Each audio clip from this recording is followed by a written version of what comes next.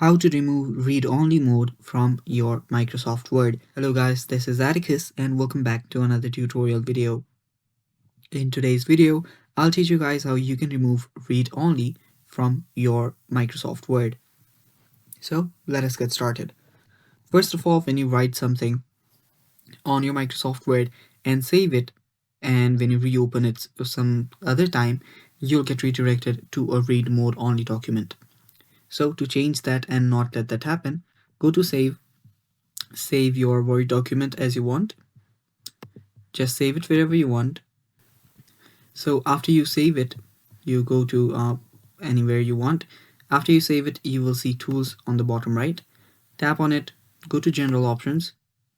Under general options, you will see read only recommended. Now make sure that you have turned this off, and after you've turned it off, simply tap on OK and save it. After you save it, you're basically good to go. All you need to do is toggle that option off and you're good. So that is how you do it, guys, and that is all for this video. Stay tuned for more, and bye bye, take care.